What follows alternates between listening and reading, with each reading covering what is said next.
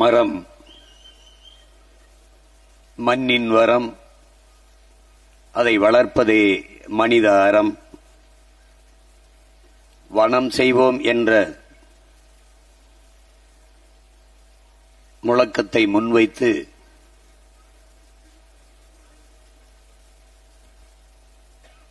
நாம் தமிழர் கட்சியினுடைய சுற்றுச்சூழல் பாசறை இந்த மாநாட்டை ஒருங்கிணைத்து நடத்தி கொண்டிருக்கிறது.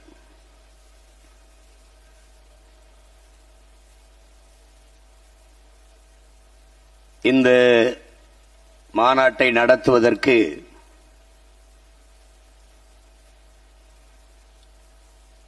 காடுகள் தேடி அலைந்தபோது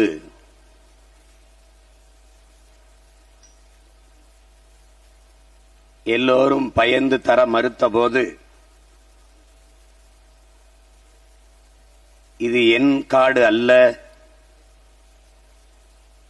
உன் தம்பியின் காடு, உன் காடு, அங்கு போய் நீ நடத்து என்று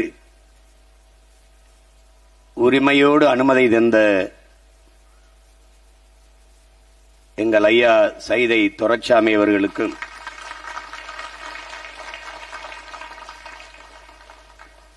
என்னுடைய நன்றியை தெரிவித்துக் கொள்கிறேன். இந்த காடை பார்க்கிற போது மனிதநேய அறக்கட்டளை வைத்து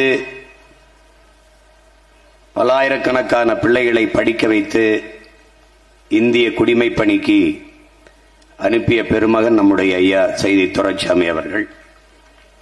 இந்த காடுகளை பார்க்கிற போது அவர் மனிதநேயவாதி மட்டுமல்ல, ஒரு உயிர்மை நேயர் என்பதை நீங்கள் உணர்வீர்கள். இங்கே நிற்கும் போதெல்லாம் எனக்கு ஒரு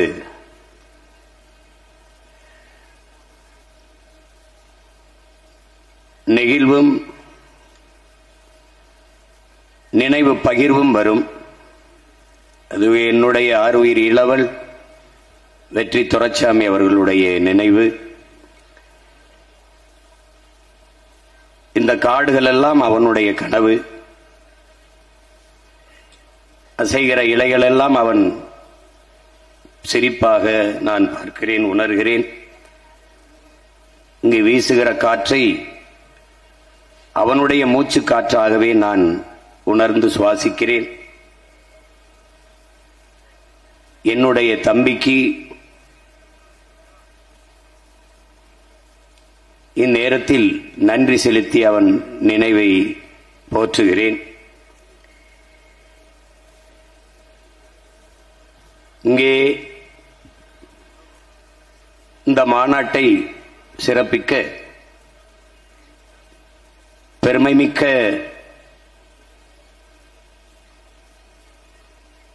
இந்த மண்ணின் ஆளுமைகள் எல்லாம் வந்திருக்கிறார்கள். இயற்கையை பெரிதும் நேசிக்கிற, சூழியலை போற்றுகிற, மரங்களை பெற்ற பிள்ளைகள் போல பேணி வளர்க்கிற பெரியவர்கள் எல்லாம் இங்கே வந்து பங்கேற்று தங்கள் கருத்துக்களை பதிவு செய்து சென்றிருக்கிறார்கள். குறிப்பாக தம்பி பிரசன்னா அவர்கள், தம்பி சுற்றுச்சூழல் பூ உலகின் நண்பர்களை சார்ந்த தம்பிகளுக்கெல்லாம் என்னுடைய அன்பும் நன்றியும்.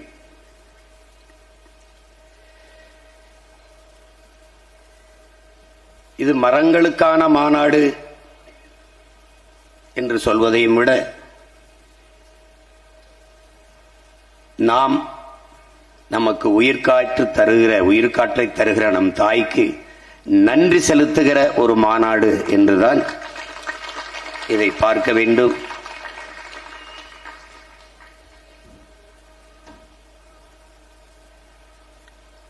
இந்த காட்டுக்குள் புலிகள் நுழைந்தவுடனேயே ஒரு அணில் கூட கண்ணில் படவில்லை.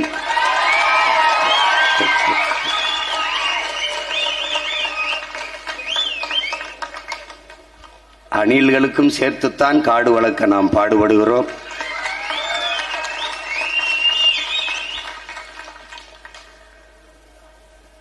மரங்களுக்கு என்ன மாநாடு,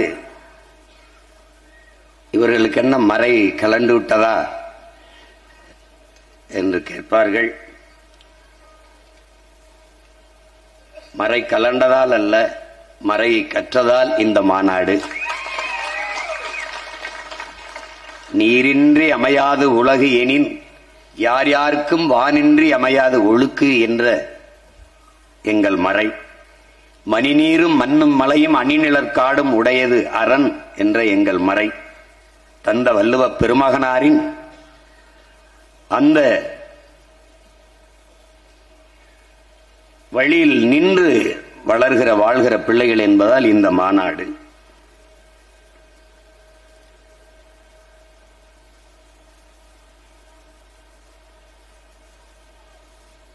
நாட்டுக்காக நிற்பவர்கள்தான் இந்த மாநாட்டை நடத்த முடியும்.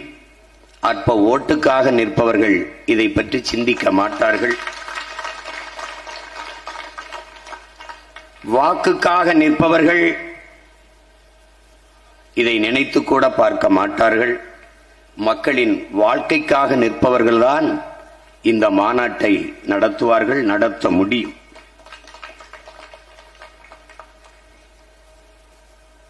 இங்கே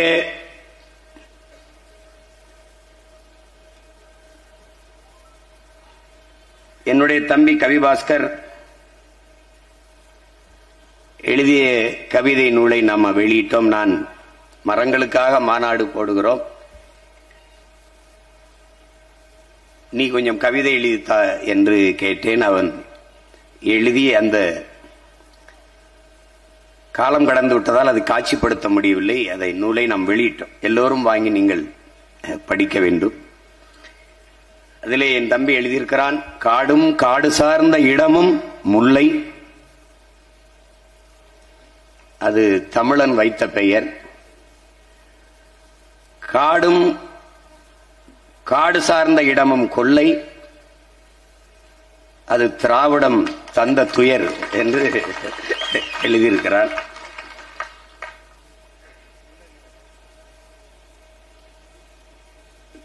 காடு நமக்கு மழை தரும், அது அறிவியல்.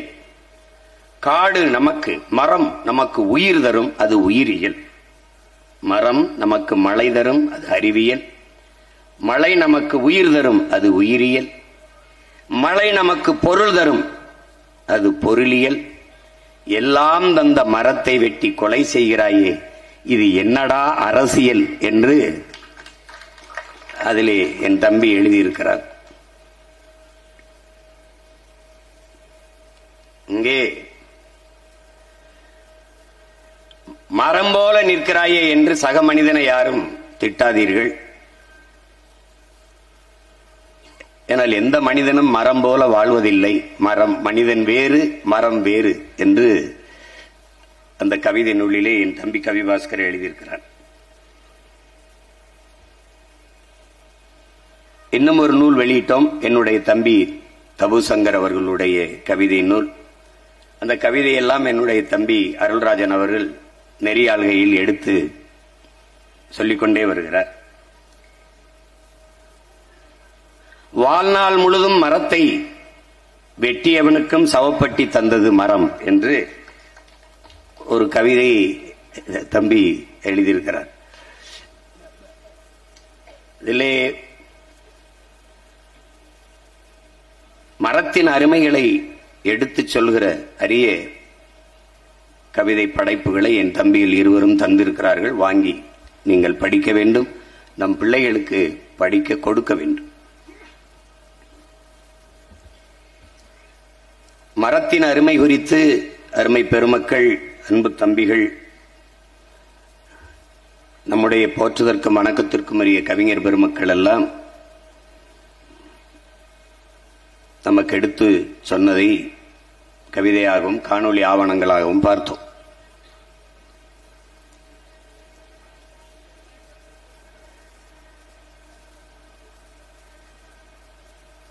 இந்த பூமியை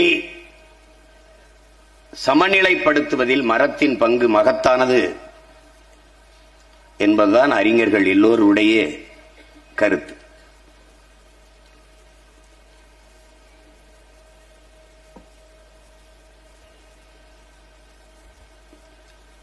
இந்த இயற்கையின் படைப்பில் பெரிய வியப்பு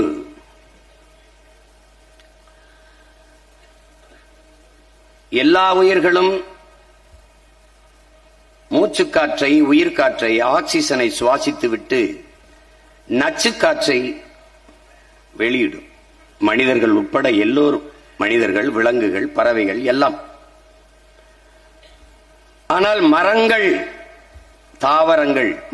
தாவரங்கள் மட்டும்தான் நச்சுக்காற்றை சுவாசித்துவிட்டு உயிர்காற்றை, ஆக்சிஜனை வெளியிடும். நம் முன்னால் அடர்ந்து இருக்கிற இந்த மரம் கார்பன் டை ஆக்சைடை, கரிய அமில வாயுவை சுவாசித்துவிட்டு உயிர்காற்றான ஆக்சிஜனை வெளியிடுகிறது. அதனால் நாம் உயிர் வாழ்கிறோம். நாம் உயிர்காற்றை சுவாசித்துவிட்டு நச்சுக்காற்றை வெளியிடுகிறோம். இந்த இயற்கையின் இந்த முரண் விதி இல்லை என்றால் உலகில் எவ்வுயிரும் வாழ முடியாது. அதை நினைவில் வைத்துக் கொள்ளணும். அதனால் மரம் அல்ல, நம் உயிர் என்பதை நாம் உணர வேண்டும். நீங்கள் உயிர் என்றால் ஏதோ என்று கற்பனை செய்து கொண்டீர்கள். உயிர் என்றால் ஒன்றுமில்லை, அது காற்று. என்றைக்கு நீங்கள் சுவாசிக்கிற மூச்சை உள்ளிழுத்து வெளியிடுகிற திறனை இழக்கிறீர்களோ அன்றைக்கு மரணிக்கிறீர்கள். அவ்வளவுதான். மரணம் என்பது மூச்சு விட முடியாமை, மூச்சு விடுவதை நிறுத்திக் கொள்வது. அப்படி என்றால் நீங்கள் சுவாசித்துக் கொண்டிருந்த காற்றை இன்னொருவர் சுவாசித்துக் கொண்டு செல்கிறார். அது பறையர் காற்று, படையாச்சி காற்று, நாடார் காற்று, தேவர் காற்று, கவுண்டர் காற்று, அந்த உடையார் காற்று, பிள்ளை காற்று, முதலியார் காற்று, ஒரு காற்றும் இல்ல, ஒரே காற்று, இவர் தந்த காற்று. அதனாலதான் கீழே உட்கார்ந்துருக்கவங்களை எல்லாம் பார்த்தது எப்படி நக்கெல்லாம் சிரிக்குது. பைத்தியக்கார பயல்களா. அதனால்தான் மரங்களோடு பேசுவோம், மரங்களுக்காக பேசுவோம். ஏன்? மரம் நம் அன்னை, மரம் நம் தாய், மரம் நம் தாய்.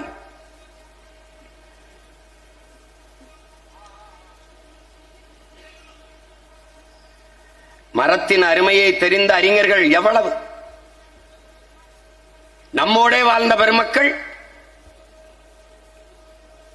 நம்முடைய அப்பா நம்மாழ்வார் அவர்கள், நாம் படித்தறிந்த வங்காரி மாத்தாய், அங்கே நம்முடைய அறிவியலின் அடையாளம் ஐயா அப்துல் கலாம் அவர்கள், அம்மா அல்பாசா அவர்கள், மீரா அல்பாசா புதுச்சேரி அன்னை அவர்கள், நம் அருமை சகோதரன் ஜனங்களின் கலைஞன் என்ற இளம் கலைவாணர் விவேக் அவர்கள், ஐயா அப்துல் கலாம் அவர்களை சந்திக்கும் போது, நீங்கள் 1 கோடி மரம் நடுங்களே, நீங்கள் நடுங்களே விவேக், நீங்கள் நடும்போது மற்றவர்களுக்கு ஒரு முன்னுதாரணமாக இருக்கும், அவர்களுக்கு ஒரு உந்துதலாக இருக்கும், ஒரு எடுத்துக்காட்டாக இருக்கும் என்று சொன்ன காரணத்திற்காக அன்றிலிருந்து மரம் நடுவதற்கு தொடங்கினார். 36 லட்சம் மரங்களை நட்டிருந்தார். 1 கோடி மரத்தை தொடுவதற்கு முன்பு அவர் உயிர்காற்று நிறுத்தப்பட்டு விட்டதான் அங்கே இருக்கிறது அவருக்கு. அதனாலேதான் நன்றி செலுத்துகிறோம். அதுபோல இன்றும் நம்மோடு வாழ்ந்து கொண்டிருக்கிற பெருமக்கள், நம்முடைய ஐயா மரம் மாசலாமணி அவர்கள், நம்முடைய சூழியல் பாசறையினுடைய தலைவராக நம்முடைய ஐயா முனிசாமி அவர்கள், இயற்கை வேளாண்மை குறித்தும் மரத்தின் அருமை குறித்தும் இயக்கம் நடத்தி கொண்டிருக்கிற நம்முடைய அப்பா கல்லு நல்லசாமி அவர்கள், எத்தனை பெருமக்கள் இங்கே நன்றி செலுத்தப்பட்டது. நீங்க ஜாதவ் பயாங் அசாமிலே ஒரு தனி மனிதன் ஒரு காட்டை உருவாக்கி இருக்கான். தனி மனிதன். இதெல்லாம் உங்களால் நீங்க படிக்கணும். ஐயா நக்கீரன் அவர்கள் எழுதிய எறும்பு என்ற நூல், 6 கால் மனிதர்கள் நூல், சின்ன புத்தகம், 10 பக்கம் 15 பக்கம், தாய் விஷயத்தை படிக்கணும். எடுத்த உடனேயே ஜாதவ் பயாங்க பற்றி தான் அவர் கட்டுரை எழுதியிருக்கிறார். இன்னும் நம்மோடு எண்ணற்ற பெருமக்கள் மரத்தை மரம் என்று கருதாது மானுடத்தின் உயிர் என்று கருது நேசித்து வளர்த்துக் கொண்டிருக்கிற மக்கள் எத்தனை பேர், தம்பி பியூஷ் மணிஷ் போன்ற எத்தனை பெருமக்கள் இன்னும் நம்மோடு வாழ்ந்து கொண்டிருக்கிறார்கள். அதிலே என் அன்பு இளவல் செம்மைவனம் செந்தமிழன் அவர்கள் ஒரு வரட்டு காட்டை காடாக மாற்றியிருக்கிறார். இந்த காடு, இந்த காட்டின் வரலாறு மொத்தம் 68 ஏக்கர். இது ஒரு வறண்ட காடு. அன்னைக்கு எங்க ஐயா சொல்றார், வாங்கும் போது 1800 ரூபாய்க்கு ஒரு ஏக்கர் வாங்கினாண்டா, வெறும் பொட்டல் காடு என்று. 91 வாங்கினேன் என்கிறார். இப்போது எப்படிப்பட்ட வனமாக இருக்கிறது என்று பாருங்கள். மண்ணை நேசித்தவன் செய்கிற மகத்தான பணி. என் அன்பு தம்பி தங்கைகளே, ஆண்களும் தாயாக முடியுமா என்றால் முடியும். மண்ணில் ஒரு மரத்தை நட்டால் என்கிறார். நீங்கள் எப்படிப்பட்ட தேசத்தில் வாழ்கிறீர்கள் என்றதை எண்ணி பார்த்தால் உங்கள் முன்னால் நின்று பேசுகிறவர்களுடைய கருத்து மகத்தானதாகப்படும். காடுகளை எல்லாம் வெட்டி அழித்து விட்டு விரைந்து செல்ல ரோடுகளை போட்டவர் ஆட்சியாளர்கள். நிதிநிலை அறிக்கையிலே தூய காற்றிற்கு 4500 கோடியை ஒதுக்கினார்கள். தூய காற்றுக்கென்று நிதிநிலை அறிக்கையிலே பட்ஜெட்ல தூய காற்றுக்கு 4500 கோடி.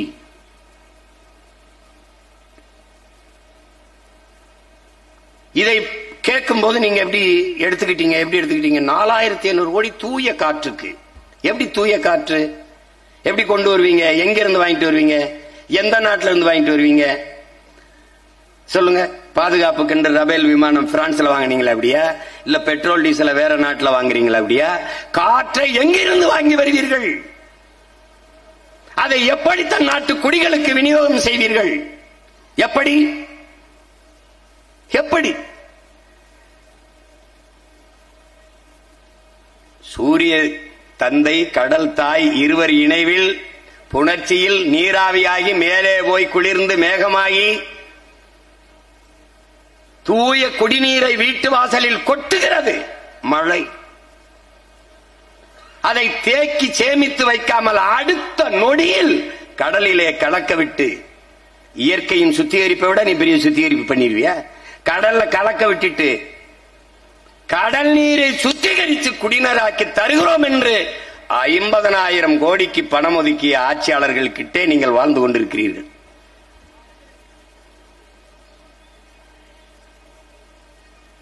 இப்ப 4500 கோடியில் எப்படி காத்த வாங்கிட்டு வருவாங்க?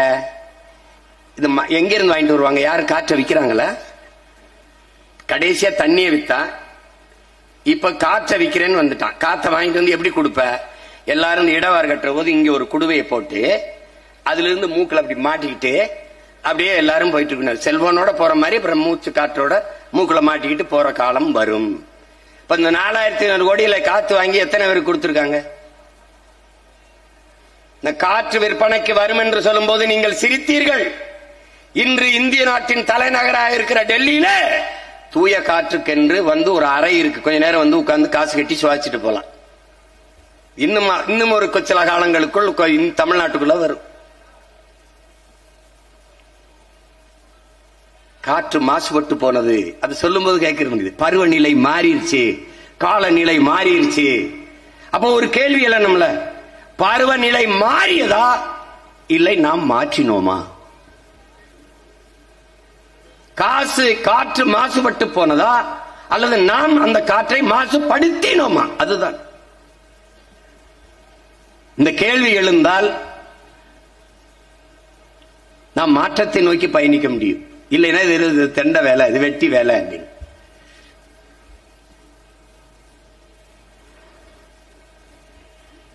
உலகம்ங்கிறது என்ன? உயிரினங்கள் என்ன? உயிரினம் என்ன? நிலம், தீ, நீர், வளி, விசும்பு, விசும்போடு 5ம் கலந்த மயக்கம். இதான் உலகம்னு தொல்காப்பியம் சொல்லுது. நிலம், நெருப்பு, நீர், வான்வெளி, காற்று இதெல்லாம் சேர்ந்துதான் ஆகாயம். இதெல்லாம் சேர்ந்துதான் உனக்கு உலகம். இந்த 5 பூதங்கள் என்கிறார்கள். நாம் அதை 50 ஆற்றல் என்கிறோம். தூய தமிழ்ல 50 ஆற்றல் என்கிறோம். பூதம் என்றால் பேராற்றல். அந்த பூதத்தால எல்லாம் முடியுங்கிற அது மாதிரி 50 ஆற்றல். இந்த ஆற்றல் இல்லாத உலகில் எவ்வுயிரும் இல்லை. மனிதன் மட்டும் இல்லை, எவ்வுயிரும் இல்லை.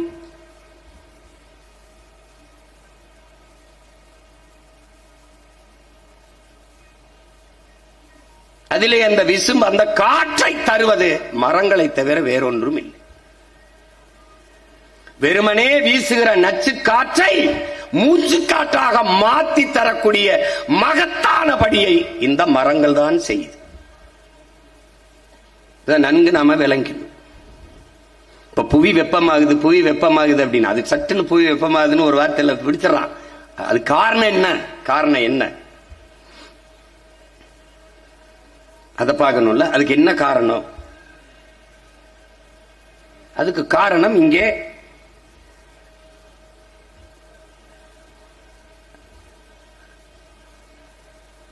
தொழில் புரட்சி என்ற வந்ததில் இருந்து அந்த பூமியின் அடுக்கு கீழே இருக்கிற அந்த எரிபொருள்களை எடுத்து நாம் எரிக்க ஆரம்பிக்கும் போது அதுலதான் அதிகமாக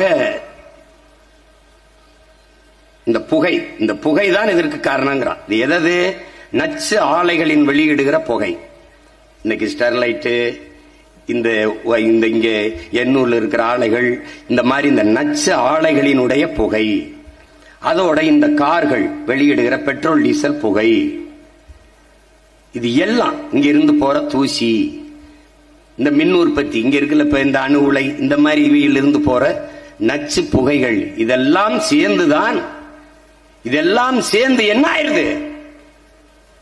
புவியை வெப்பமாக்குதுங்கிறான். நீங்க நல்லா கவனிச்சுக்கணும். 450 கோடி ஆண்டுகள் ஆயிடுச்சு இந்த பூமி உருவாகி. சூரியனுக்கு நமக்கும் 15 கோடி கிலோமீட்டர் இருக்கு. எவ்வளவு? 15 கோடி கிலோமீட்டர்ல நம்ம இருக்கோம். 15 கோடி கிலோமீட்டர்ல இருக்கிற நாமே இந்த மரத்துக்கு இருக்கும் போதே வெப்பமா இருக்கு. அப்ப வெளியில வேணா எப்படி இருக்குது? அப்ப எவ்வளவு பெரிய வெப்பம் இருக்கு பாருங்க. 15 கோடி கிலோமீட்டருக்கு அங்க இருக்காம, ஆனாலும் நம் வெப்பத்தை தாங்கிக் கொள்ள முடியல. ஆனால் வளிமண்டலம் என்று விண்வெளியில் வளிமண்டலம், காற்று படலம் என்று இருக்கு. வளிமண்டலம் அதுதான் அந்த வெப்பத்தை, சூரியனில் இருந்து வருகிற வெப்பத்தை பூமிக்கு நேரடியாக வரவிடாமல் தடுக்குது. தடுத்து எப்படி நம்ம ஃபில்டர் பண்ணுதுன்னு சொல்லுவோம்ல, அப்படி தடுத்து அங்க இருந்து பட்டு தெரிக்குது. அப்படி தண்ணி தரையில ஊத்துன சிமெண்ட் தரையில ஊத்த தெரிக்கும்ல, அப்படி சூரிய ஒளி அப்படி வெப்பம் அப்படி தெரிக்குது. தெரிச்சு அதான் நிறப்பிரிகைங்கிற, புற ஊதாக்கதிர்ங்கிற, மொத்தமாவே இது வெள்ளையா தான் இருக்கணும். அது ஏன் அப்ப வானமும் கடலும் நீளமா இருக்கு? இங்க நிறப்பிரிகையில் நீல நிறம் அதிகமா இருக்கு. இந்த வானவெல்ல எல்லா வண்ணமும் தெரியும், வெள்ளை தெரியாது. அப்ப புற ஊதா கதிர்கள் சிதறதுனால வானம் முழுக்க நீளமா தெரியுது. பெரும்பரப்புல இருக்கிற கடல் நீங்க கவனிச்சுக்கணும். இந்த பூமி பந்தில் இந்த இதுல 70 விழுக்காடு நீர் தான், 30 விழுக்காடு தான் நிலப்பரப்பு. அந்த நிலப்பரப்பில் 1/3 பங்கு காடு இருக்கணும். அப்ப இது என்ன ஆகுது? அங்க இருந்து நேரடியாக வெப்பம் பூமிக்கு வராமல் தடுக்கிற வேலையை வளிமண்டலம் என்ற காற்று படலம் செய்கிறது. அந்த காற்று படலத்தை உருவாக்குவது யார்? அது இந்த காடுகள் தான், மரங்கள் தான். அதை நம்ம என்ன சொல்றோம்? ஓசோன் படலம்ங்கிறோம் அறிவியல் பேர்ல. நம்ம தமிழ்ல வளிமண்டலம், காற்று படலம்னு சொல்றோம். இதுல உலகத்தின் நுரையீரலாக இருக்கிற அமேசான் மலைக்காடுகள் 20 விழுக்காட்டை நிறைவு செய்யும். மீதி எல்லாம் கடலுக்குள்ள இருக்கிற நீல பச்சை பாசி, அறிவியல் பேர் ஆல்கா, நம்ம சொல்றது நீல பச்சை பாசி. அந்த செடிகளில் இருந்துதான் அதிகமாக ஓசோன் காற்று மேலே சென்று அந்த காற்று படலத்தை அப்படியே வச்சிருக்கு. அந்த காற்று படலம் மட்டும் இல்லை என்றால் எந்த உயிரும் இல்லை, எரிஞ்சு சாம்பலாயிடுற. புரியுது நினைக்கிறேன். உன்னால அந்த வெப்பத்தை தாங்க முடியாது, எதிர்கொள்ள முடியாது. அந்த வளிமண்டலம் தடுத்து, நல்லா கவனிச்சுக்க, காட்சிப்படுத்தி பாரு. இப்ப பண்ண முடியல, அப்புறம் எடுத்து பண்ணி போட்டுவேன். தடுத்து அதுக்கு கீழே வருகிற அந்த வெப்பத்தை உன்னால தாங்க முடியாது. அப்ப தாங்குற அளவிற்கு தடுத்து நிறுத்துபவன் யார்? இந்த மரங்கள். இந்த மரம் என்ன செய்யுது? இந்த மரத்தின் இலைகள் எல்லாம் பழுப்பு நிறமாகத்தான் இருக்க வேண்டும். இப்ப இந்த மரத்துல ஒரு இலை பட்டுச்சுன்னா பழுப்பா இருக்கும், கீழே விழுந்ததெல்லாம் பாரு பழுப்பா இருக்கும், எனக்கு செத்துருச்சு. அந்த பழுப்பு நிறத்தில் தான் இந்த மரத்தின் இலைகள் இருக்க வேண்டும் நியாயமா. அது ஏன் பச்சையாகுது? சூரிய ஒளி வெப்பத்தை அது தாங்கி அந்த வெப்பத்தை உணவாக உட்கொள்ளுது. அதுல இருக்க ஸ்டார்ச் எடுத்து சாப்பிடுது. உணவா சாப்பிடுது. நமக்கு நஞ்சு, அந்த நஞ்சை அது உணவா சாப்பிடுது. அதை நம்முடைய பெரிய தகப்பன் நம்மாழ்வார் என்ன சொல்றாரு, ஒவ்வொரு மரத்திலும் சர்க்கரை தயாரிக்கிற தொழிற்சாலை இருக்குங்கிறார். அது அங்க இருக்கிற சர்க்கரையை உறிஞ்சி சாப்பிடுவதால், வெயிலை சாப்பிட்டு விடுவதால் வெப்பம் தனியுது. பழுப்பு நிறத்தில் இருக்க வேண்டிய, மஞ்சள் நிறத்தில் இருக்க வேண்டிய இலை பச்சை நிறத்தை அடையுது. அப்படித்தான் தாவரங்கள், மரங்கள், செடி கொடி எல்லாம் புல்லெல்லாம் பச்சையத்துக்கு வர்றது காரணம் தான். அப்ப என்ன செய்யுது, அங்க தடுத்து உனக்கு கீழே நல்ல குழு குழு குழுன்னு வச்சுக்கிறான். யாரு? உயிரும் தரான், வெப்பத்தை தணிக்கிற கொடையாவும் இருக்கான். யாரு? இவன் தான். பார்க்க எப்படி இருக்கான்னு நினைச்சுக்கிட்டு இருக்காத, இவன் தான். இவையெல்லாம் என்ன ஆவ, கறிக்கட்டையா செத்து கிடப்ப. அப்போ பூமிக்கு வருகிற வெப்பத்தை தடுத்து ஒரு மரத்துக்கு கீழே நீ நிக்கிற போது குழு குழுன்னு இருக்குது. காரணம் இவன் தான். சாதாரணமா என்ன பண்ற, போயிட்டு இருக்கும்போது அந்த ஓட்டுநர்கிட்ட, மரத்தில் நிழல்ல விடுப்பா வண்டிய, மரத்து நிழல்ல விடுப்பா வண்டிய, மரத்து நிழலே வண்டியை விட வேண்டும். சரி, அதற்கு முதல்ல ஒரு மரத்தை நடணும், அதுதான் முதல்ல சரி. புரியுதா? எல்லாருக்கும் மரத்து நிழல்ல விடுப்பாங்க. நம்முடைய அரசு எப்படி இருக்கும், என்ன சொல்லும்? நம்முடைய அரசு என்ன சொல்லும்? மரம் நடுவோம், மழை பெறுவோம், சின்னதை எழுதிப்படும். அவனுடைய பொறுப்பு முடிஞ்சிருச்சு. மரம் எங்க நடும்? செய்தித்தாள் விளம்பரத்தில் நடும். ஒவ்வொரு தலைவனின் பிறந்த நாளையும் 1 கோடி மரம் நடுவோம், எங்க செய்தித்தாள். இப்ப நாம இந்த வேலையை செய்யறோம். செயல் அரசியல், சேவை அரசியல் செய்ய நினைக்கிறவன் தான் இந்த வேலையை செய்வான். செய்தி அரசியல் செய்பவன் இதை செய்ய மாட்டான். கட்சி அரசியல், தேர்தல் அரசியல் செய்ய நினைப்பவன் இந்த வேலையை செய்ய மாட்டான். மக்களுக்கான செயல் அரசியல், மக்களுக்கான அரசியல் எவன் செய்ய நினைக்கிறானோ அவன்தான் இந்த வேலையை செய்வான். அப்படி போடப்பட்டதான் மாடு ஆடுகளின் மாநாடு, மரங்களின் மாநாடு, மலைகளின் மாநாடு, தண்ணீர் மாநாடு நடக்க இருப்பதும் அப்படித்தான்.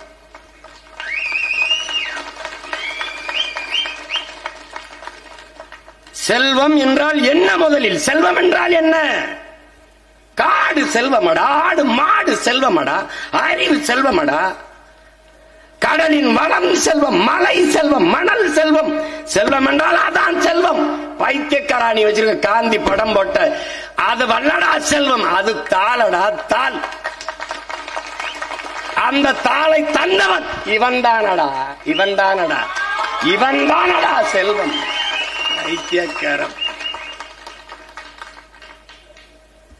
இவன்தான் நம் செல்வம், அதனால் அவன் பின்னே செல்வோம். புரியுதா? புரிஞ்சுக்கணும். புவி வெப்பமாகுது, புவி வெப்பமாகுது, பெரிய கண்டுபிடிப்பு. சயின்டிஸ்ட் ஏன் வெப்பமாகுது சொல்ற? ஏன் வெப்பமாகுது சொல்.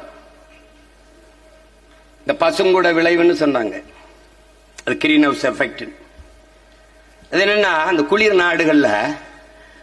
நாடுகள்ல இந்த நர்சரி, இந்த செடி கொடிகள்லாம், செடி பூச்செடி கன்று இதெல்லாம் மரக்கன்று எல்லாம் வளர்க்கறதுக்கு ஒரு கூடாரம் போட்டிருப்பான். இப்ப கூட நம்ம உள்ள நர்சரின்னு வச்சு வளர்ப்பான், நீ பார்த்திருப்பேன். இப்படி அதை சுத்தி மூடி விட்டுருப்பான், சின்னதா உள்ள ஒரு இது மட்டும் இருக்கும். அந்த கூடம் அதான் பசுங்கூடங்கிறது. அது என்னன்னு பாத்தீங்கன்னா, வெளியில இருக்கிற வெப்பத்தை உள்ள இறக்காது, உள்ள இருக்கிற வெப்பத்தை வெளியில விடாது. இந்த உள்ள இருக்கிற அந்த வெப்பம் போதுமான அளவுக்கு அப்படியே வச்சுக்கிட்டே இருக்கு. அதனாலதான் இந்த உயிரினங்கள் வளர முடியுது. அப்ப வெளியில இருக்கிறத உள்ள விடாது, உள்ள இருக்கிறத வெளியில விடாது, அப்படி தடுத்து நிறுத்தும் பசுங்கூடம்.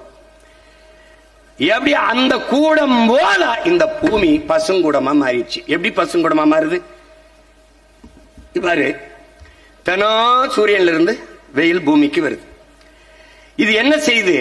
பகல் பூரா நமக்கு வெப்பமா இருக்கு, இரவுல வெப்பம் இருக்க மாட்டேங்குது, குளிரா இருக்கு. அதற்கு காரணம் இந்த பகலில் இருக்கிற இந்த வெப்பம் இரவிலே நீல அலை கதிர்களாக அப்படியே நீரா மேல எழுந்து விண்ணை நோக்கி போகுது. அங்க போய் அது குளிர்ந்துருது.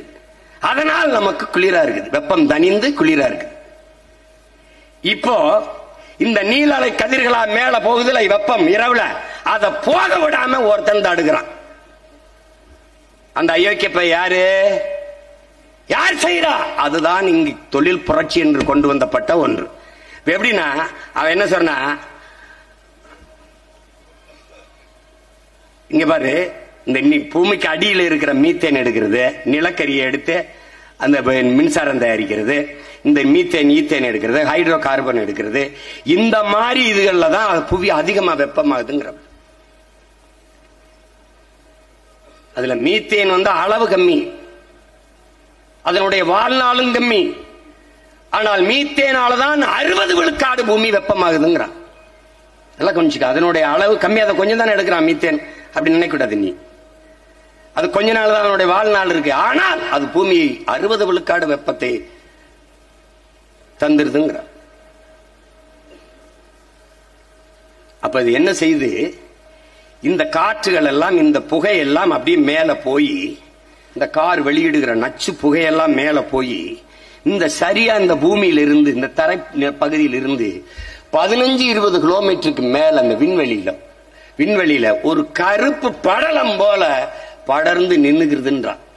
நின்னுகிட்டு இந்த இரவில் இந்த வெப்பம் அப்படியே மேல நீல அலை கதிர்களா போய் மேல குளிர போகுது பாரு, அது அங்க மேல போக விடாம இந்த கருப்பு படலம், இந்த புகை படலம் அப்படியே தடுத்து ஒரு போர்வையை போட்டு போத்துன மாதிரி பூமிக்குள்ளேயே நிறுத்திடுதுங்கிற. அதனால என்ன ஆயிருது, புவி வெப்பம் குறைய மாட்டேங்குது. அப்படியே இருக்கு. இந்த புவி வெப்பமான என்ன பிரச்சனை? என்ன பிரச்சனைனா, இப்போ பருவநிலை மாறுது. பருவநிலை மாறும்போது பருவமழை, பெருமழை இது இல்ல. ஒரே ஒரு மழை தான் இருக்கு, புயல் மழை மட்டும்தான் நமக்கு இருக்கு.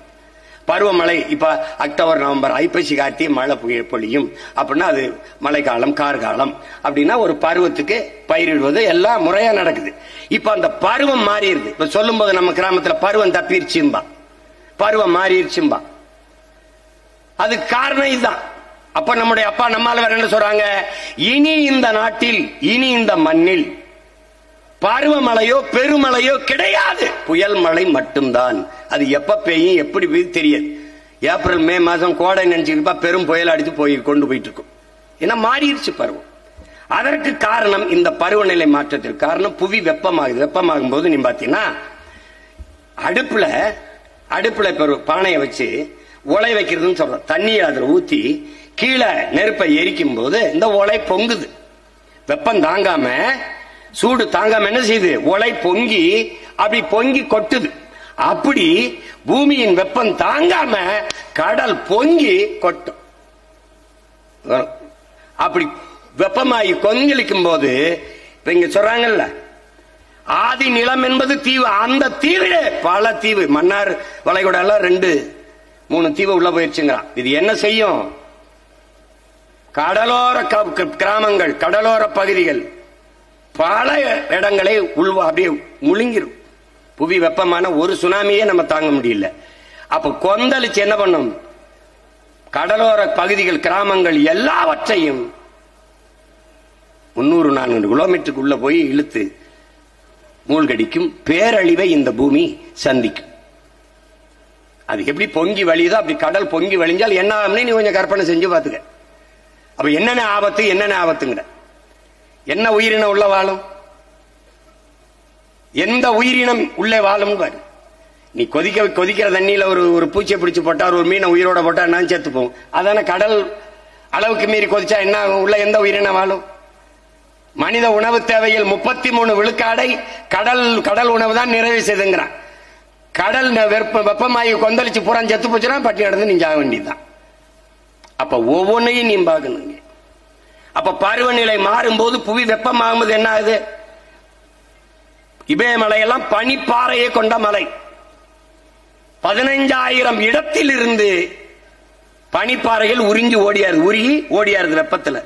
அதனாலதான் வட இந்திய நதிகள் வற்றாமல் இருக்க காரணம் இமயமலையில் இருக்க பனிப்பாறைகள். அந்த நீரை நாம் நன்னீர் என்கிறோம். குளிர்காலத்தில் அப்படியே உறைஞ்சிருக்குது, வெப்ப காலத்தில் உருகி அப்படி கடகடன்னு ஓடி வருது.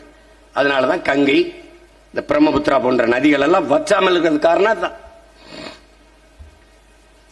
அதையும் அப்பா 2030, அதுக்கு ரொம்ப காலம் இல்ல, இப்ப 26 ஆக போது, 25 முடியுது. அவர் சொன்ன கணக்குப்படி இன்னும் 4 ஆண்டு இருக்கு. 2030க்குள் 85 விழுக்காடு அந்த பனிப்பாறை உருகி ஓடிருன்ற.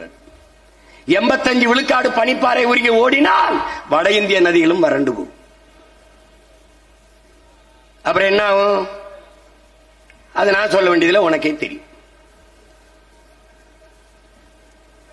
அப்ப நீரற்ற நகரம் மாதிரி நீரற்ற நாடாக நாம் மாறுவோம். அப்ப புவி வெப்பமாகுதனால் மிகப்பெரிய பேரழிவை நோக்கி இந்த பூமி, இந்த உயிரினங்கள் போகும். அதுக்கு என்ன வழி இருக்குது அப்படின்னா, முதல்ல இந்த பூமியை, காற்றை, நிலத்தை, நீரை நஞ்சாக்குகிற நச்சு ஆலைகளை நிறுத்தணும். நீ வந்தால் சீமான் எப்படி வேலை கொடுப்ப? நான் தான் கொடுக்கிறேங்கிறனே. படித்தவன் படிக்காதவன் அனைவருக்கும் அரசு வேலை தர்றேன்றனே.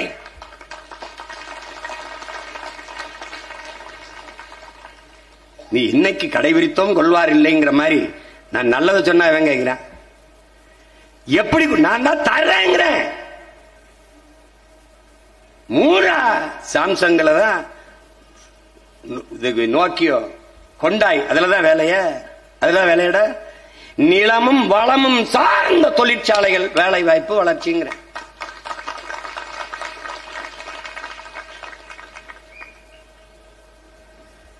இந்த பனை சார்ந்த தொழிற்சாலை,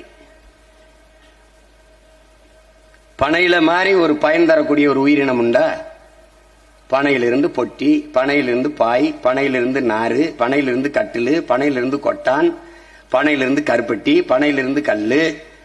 என்ன உனக்கு வேணும்? கற்கண்டு, சக்கரை. அங்கங்கே தொழிற்சாலை. என் காற்று நஞ்சாகுமா? என் நீர் நஞ்சாகுமா? என் நிலம் நஞ்சாகுமா? கரும்பு 5000 ஏக்கர்ல கரும்புடா. கரும்புல இருந்து எத்தனால் பெட்ரோல். அந்த பெட்ரோல் வச்சு கார் தான் ஒண்ணும் இல்லடா, மின்சாரம் தயாரிக்கல. கரும்பு சக்கையில இருந்து சாப்பிடுற தட்டுட. கரும்புல இருந்து வெள்ளம், கரும்புல இருந்து சக்கரை, கரும்புல இருந்து கற்கண்டு எல்லாம் தயாரிக்கல. 5000 ஏக்கர் அங்கேயே தொழிற்சாலை. அங்கே 2000 ஏக்கர்ல தக்காளியிலிருந்து பழக்கூழ், ஜாம், ஊறுகாய் தொழிற்சாலை. என் தாய்க்கு எதுக்கிட்ட படிக்கிறதுக்கு, ஊறுகாய் போடுறதுக்கு அவளுக்கு எதுக்கிட்ட எஜுகேஷன் போட்டுருவா. அதை சந்தைப்படுத்த என் தம்பி தங்கச்சிக்கு எஜுகேஷன் கொடுத்துருவேன். என்னடா நீ சொல்றேன், பைத்தியக்கார மாதிரி பிடிச்சிக்குது. 2000 ஏக்கர், 5000 ஏக்கர்ல ஏர்போர்ட் கட்ட என் மக்கள் மறுக்கிறான்டா பரந்தூர்ல. அவன் மகன் நானா? அம்மா நான் ஏர்போர்ட் கட்டல, அப்பா நான் ஏர்போர்ட் கட்டல, 5000 ஏக்கர்ல ஏறி வெட்டேன்னு கட்டா எடுத்துக்கடா மகனையும் பண்ண. அதான்டா என் பத்தி என்ன காத்தால பண்ண பைத்தியக்கார.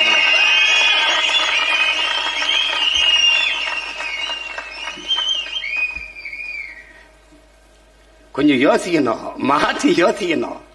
ஏன் இந்த மகன் யோசிக்கிறேன்? அவனை பெத்த தலைவன் எப்படி தலைவன்? ஒருத்தன் ஒரு போராளி மகன் ஒரே ஒரு தேக்கு மரத்தை வெட்டிட்டான். எங்க வெட்டினா? நாட்டில் இல்ல, அவன் வீட்டு வாசல்ல வெட்டிட்டான்.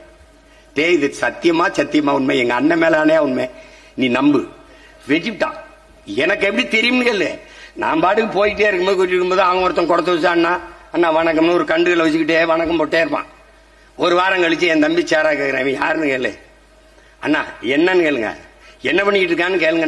என்னப்பா அப்படின்னோடனே, அப்படியே தலை ஒன்னும் இல்லைன்னா, அது வந்துன்னா ஒரு மரத்தை வெட்டிட்டேன்னா. மரத்தை வெட்டிட்டியா? என்ன பண்ண? வீட்டு வாசல் ஒரு தேக்கு நினைச்சேன்னா வெட்டிட்டேனா, அது தலைவர்கிட்ட போற யாரோ சொல்லிட்டாங்கண்ணா. அதுக்கு கூப்பிட்டு தண்டனை கொடுத்துட்டேன். என்ன தண்டனை? இந்த தேக்கு ஒரு மரம் வெட்டிட்டியா? ஆமா, 1 லட்சம் மரக்கன்று நட்டுட்டு வான்ட்டு. அப்ப அடப்ப எவ்வளவு பண்ணிருக்காங்க? 30-35 லட்சத்துக்கிட்ட நட்டு பண்ணா, இன்னும் கொஞ்சம் இருக்கு, இன்னும் 30,000 நட்டு பண்ணா இன்னும் 1 லட்சத்துக்கிட்ட கொண்டு போகணும்னா அப்படின்னு. ஒரு குடத்தை வச்சுக்கிட்டு கண்ணை வச்சுக்கிட்டு சுத்திக்கிட்டே இருக்காப்ல, நட்டுக்கிட்டே இருக்காப்ல காடு காடா. அங்க தூரத்தில் நிற்கும் போது, அண்ணே நம்ம ஆள் பாருங்க அங்க நட்டுக்கிட்டு இருக்காப்ல பாருங்க அப்படின்னு அவன் காட்டினான். அண்ணா இதெல்லாம் நான் நட்டது நான் வந்து. அவனும் இதே மாதிரி 30,000-40,000 கண்டுகளை நட்டுட்டான். அப்படி இன்னைக்கு படங்கள், காணொலிகள் வருது எங்களுக்கு. என் தலைவன் நேசித்து நட்ட தேக்கு சவுக்கு, இந்த காடுகள் இருக்குல்ல, அந்த காடு அப்படியே இருக்கு. அவன் பேர சொல்லி இதே மாதிரி. நாடு எங்க கிட்ட இல்ல, ஆனால் என் தலைவனின் காடு அப்படியே இருக்கு. அந்த காட்டை நேசித்தவன், இயற்கையை நேசித்தவன், இயற்கையின் மகன் என்பதை உணர்ந்ததால் தான் இயற்கை எனது நண்பன் என்று முதல்ல வச்சார். வாழ்க்கையின் தத்துவ ஆசிரியன், வரலாறு என் வழிகாட்டினான். அப்ப அவன் மகன் நாங்க மரத்தை நேசிக்காம என் மக்களை நல்லபடியா வாழ வைக்கணும்னு நினைப்பதால் தான் மரத்தை நட்டு வளர்க்கணும்னு நினைக்கிறோம்.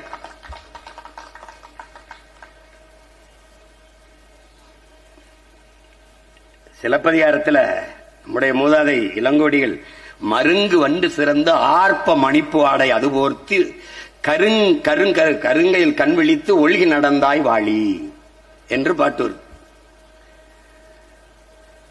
மருங்கு வண்டு சிறந்து, இரு கரையில இருக்க மரங்கள்ல வண்டு பாட்டு இசைத்துக்கிட்டு இருக்கு.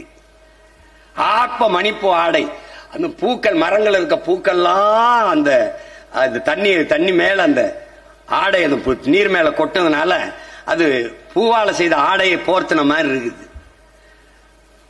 கருங்கையில் கண் விழித்து அந்த கெண்டை மீன்கள் எல்லாம் துள்ளி துள்ளி குதிக்கிறத பார்க்கும்போது அந்த நதி அது நதி வந்து கண் விழிக்கிற மாதிரி இருக்குது, உன்னுடைய கண் மாதிரி இருக்குது அப்படிங்கிறான். ஆர்ப்ப மணிப்பு ஆடை அது பொறுத்து கருங்கையில் கண் விழித்து ஒளி நடந்தாய் வாழி காவேரி என்று பாடுறான். அப்ப அவர் பாடி வரும்போது அந்த கருங்கையில் உன்னுடைய கண்களா, இந்த துள்ளி துள்ளி விளையாடுகிற கெண்டை மீன்கள் உன்னுடைய கண்களான்னு அந்த காவிரியை பார்த்து கேட்கிறாரு இளங்கோடிகள். அப்ப இடுப்பை வளைத்து நெளித்து அப்படியே அசைந்து அப்படி நடைபோட்டு வருகிற காவிரியே வா என்று வரவேற்கிறாப்ல. இதுல எங்க அப்பா போய் சேர்றாப்ல, நம்மாழ்வார் எப்படி சேர்றாரு? எல்லா ஆறுகளும் காவிரி போல இடுப்பை வளைத்து நெளித்து நடைபோட்டு வரும். அதுக்கு நீ ஒண்ணு செய்யணும். என்ன செய்யணும்? மருங்கு வண்டு சிறந்து இரு கரையிலும் இருக்கிற மரங்களில் இருக்கிற வண்டுகள் இசைத்தது, ரீங்காரமிட்டது, பாடியதுங்கிறால. அப்படி வரணும்னா என்ன செய்யணும்? நீ ஒண்ணு செய்யணும், கரை நெடுக மரம் நடுக. புரியுது நினைக்கிறேன் உனக்கு. எல்லா நதிகளும் போகும்டா, அப்படி நடைபோட்டு போக. அதுக்கு என்ன பண்ணும்? கரை நெடுக மரம் நடுக. ஒரு எளிய உதாரணம், என் உடன் பிறந்தார்களே, என் பெற்றோர்களே, வெயில் அடித்தால் நீங்க என்ன செய்றீங்க? கொடை பிடிக்கிறீங்க. இப்ப பூமி தாய்க்கு வெயில் அடிக்குது, என்ன செய்யணும்? கொடை பிடிக்கணும். என்ன கொடை? பச்சை கொடை, மரக்கொடை. வேற வழியே கிடையாது. அதை வளர்ப்பதை தவிர ஒண்ணும் கிடையாது. நீ என்ன செஞ்சிருவா சீமான்? 5 ஆண்டு கால ஆட்சி, 5 ஆண்டு கால ஆட்சி. இதுல போட்டு காரணம் பாத்தீங்களா? 2016 நான் கொடுத்த வரைவு 10 ஆண்டு பசுமை திட்டம், பல கோடி பனை திட்டம், மக்கள் இயக்கம் போல மாற்றி மரம் வளர்க்கிறதை கொண்டு வருவேன். ஒவ்வொரு மகன் பூமியில் பிறந்தால் முதலில் அவனுக்கு பேர் வைக்கிறதுக்கு முன்பு அவனுக்காக பூமியில ஒரு மரம் வைக்கணும். அவனுக்கு என்ன பேரோ அந்த பேரை அந்த மரத்துக்கு வைக்கணும். அப்படிதான் இங்க வச்சோம். யாருக்கு? இது நம்மாழ்வார் மரம், இது அப்துல் கலாம் மரம், இது விவேக் மரம், இது வங்காரி மாத்தாய் மரம் என்று வச்சிருக்கோம்ல, பார்ப்பீங்க. ஏன்னா வளரும் போது இந்த மரத்துக்கு ஒரு பேர் இருக்குன்னா, நாளைக்கு நான் வச்ச போது வந்தேன்னா இது என் தம்பி வெற்றி துரைச்சாமி. நம்ப முடியல. நீ சிவகங்கை சீமைன்னு ஒரு படம் நம்ம ஐயா கவியரசு கண்ணதாசன் எடுத்தது. நீ போய் பாரு. நம்ம பாட்டங்க மருதுவாண்டியரை பற்றிய வரலாறு அது. அதுல மருத மரம், 2 மரத்தை வந்து வெட்ட வருவார்கள் மன்னர்கள், தேர் செய்யறது. வெட்ட வரும்போது அப்பாவும் மகனும், வயதான ஒரு பெரியவரும் மகளும் வெட்ட விடாம அழுவாங்க. இவ்வளவுக்கு மன்னர் மேல அவர் ரொம்ப பற்று உள்ளவர். மன்னருக்கு அவர் நன்மை தெரியும். உயிரே போனாலும் சரி நாங்க வெட்ட விட மாட்டோம், மரத்தோடு சேர்ந்து எங்களையும் வெட்டுங்கன்னு கட்சி பிடிச்சு அழுவாங்க. பெரியவரை, இது நல்லா இல்லையே, எதுக்கு இவ்வளவு அடம் பிடிக்கிறீங்க? வெட்ட மாட்டோம், வெட்ட விட மாட்டோம் அப்படின்னு. ஆனா வந்திருக்கிறவர்கள் மாறு இடத்துல வந்திருக்கிறதுனால மன்னர்கள்னு இவங்க 2 பேருக்கும் தெரியல, அப்பாவுக்கும் மகளுக்கும்.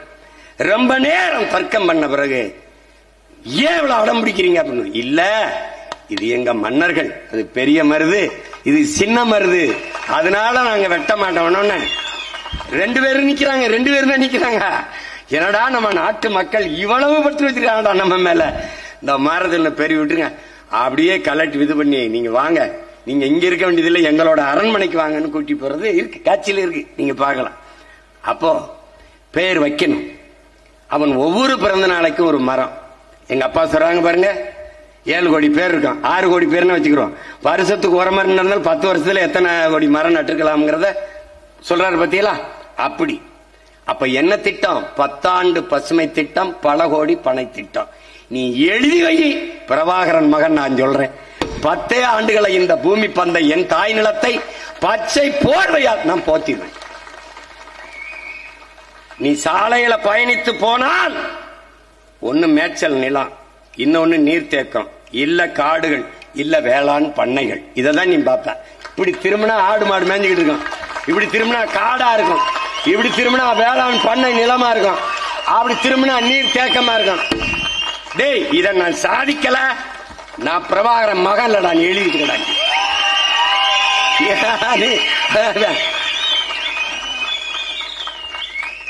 தம்பி. நான் உதட்டிலிருந்து இதை சொல்லல, உள்ளத்திலிருந்து சொல்றேன், இதயத்தின் அடித்தளத்திலிருந்து எடுத்து சொல்றேன். புரியுதா? யாரு எழுதி கொடுத்து வந்து நான் பேசல தம்பி,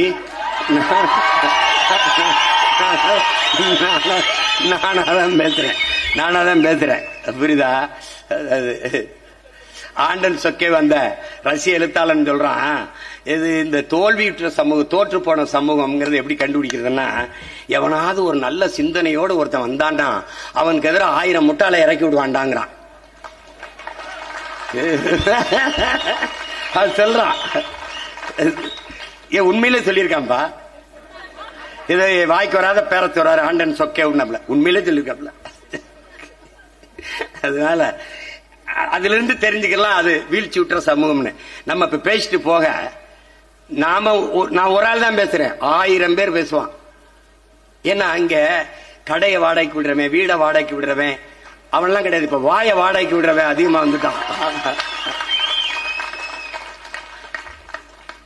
இதுல என்னன்னா, எங்காலும் ஒருத்தர் வர்றான், யாருன்னு பெரும்பர். இந்த உலகம் இனியவை, இந்த உலகம் இனியவை, வானத்து சுடர்கள் எல்லாம் இனியன. நல்லாதான் இருக்கு சொல்லும் போது, வானத்து சுடர்கள் எல்லாம் இனியன. அப்புறம் என்ன சொல்ற, மழை இனிது, மலை இனிது, காடு நன்று, ஆறுகள் இனியன, மரம் செடி கொடி, மரமும் செடியும் கொடியும் மலரும் காயும் கனியும் இனியன. இதெல்லாம் இனியனதான்.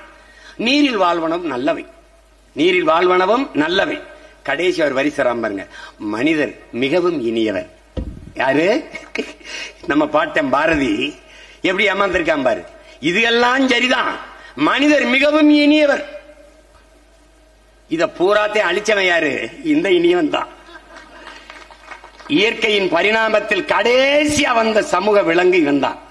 உலகில் எந்த உயிரினத்தாலும் காடுகளுக்கோ மலைகளுக்கோ ஆறுகளுக்கோ அருவிகளுக்கோ எதுக்குமே அழிவில்லை. இந்த மனுஷப்பய வந்தா கதை முடிஞ்சது.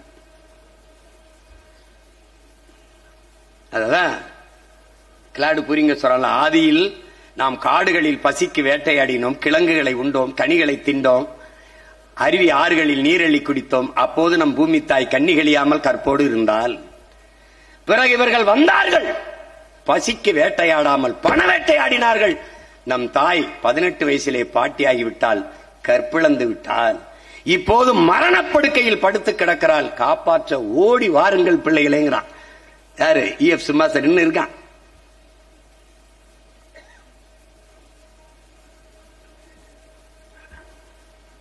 அப்ப இத அதே பிரான்ஸ் மண்ணில் ஆய்வறிஞர் கிளாடு புரிங்கவும் இததான், இந்த கருத்தை தான் வலியுறுத்துறார். அவன் என்ன சொல்றான், உன்னால் உருவாக்க முடியாத ஒன்றை உனக்கு அளிக்கிற உரிமையை யார் கொடுத்தது? இந்த இயற்கைனா என்ன? எது மனிதனால் உருவாக்கப்படவில்லையோ அது எல்லாமே இயற்கை தான். மனிதனால் உருவாக்கப்பட்ட ஒன்றிற்கும் அடிப்படை இயற்கை தான். இப்போ இது எது? இந்த என் திரை, இது மனிதனால் உருவாக்கப்பட்டது. இப்ப நான் பேசிட்டு இருக்கிற இந்த ஒளி வாங்கி மனிதனால் உருவாக்கப்பட்டது, இந்த ஒளி பெருக்கி மனிதனால் உருவாக்கப்பட்டது, இந்த மேடை இது மனிதனால் உருவாக்கப்பட்டதுதான். ஆனால் இதுக்கான மூலம் யார் தந்தது? இவதான், பூமி தாய் தான், இயற்கை தான். விண் உயர கட்டடம், சந்திரமண்டலத்தை தொடர விண்கலம் பறக்குது மேல, கடல்ல மிதக்கிற கப்பல், சாலையில போகிற வேகமா போற வாகனங்கள், எல்லாவற்றிற்கும் மூலம் தந்தவள் பூமிதான். கழுத்துல போடுற வைரம், தங்கம் எல்லாம் அவதான். எல்லாவற்றையும் தந்த உன் தாய்க்கு நீ என்ன தந்தாய்ங்கிறத கேள்வி. பூமி என்பது பூமி அல்ல, நம் தாய். ஒரு தாய்க்கு என்ன நோய் இருக்கிறதோ அது தன் பிள்ளைகளுக்கு வரும்.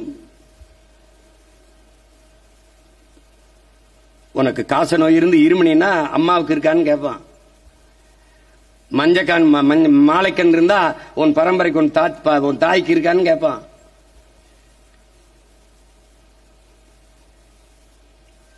ஏன்னா தாயின் மார்ல நீ குடிக்கிற பால்ல இருந்துதான் உனக்கு நோய் எதிர்ப்பு சக்தியே வருது. அப்ப தாய்க்கு என்ன நோய் இருக்கிறதோ அது தன் பிள்ளைகளுக்கு வரும். அப்ப பூமி தாய்க்கு என்ன நோய் இருக்கிறதோ அது தன் பிள்ளைகளுக்கு வரும். இப்ப அவளுக்கு ஒரு நோயும் இல்ல, அவளுக்கு எல்லா நோயையும் தந்தது அவன் பிள்ளைகள் தான். இதான் இங்க இருக்கிற சிக்கல். அவன் என்ன சொல்றான்? உங்கள் பிள்ளைகளுக்கு இயற்கையை நேசிக்க கற்றுக் கொடுங்கள், அது எல்லாவற்றையும் கற்றுக் கொடுத்துருங்கிறான். இயற்கையின் விதியை பாரு. வெப்ப காலத்துல உனக்கு இந்தந்த பழத்தை சாப்பிடணும்னு கொடுக்கும்.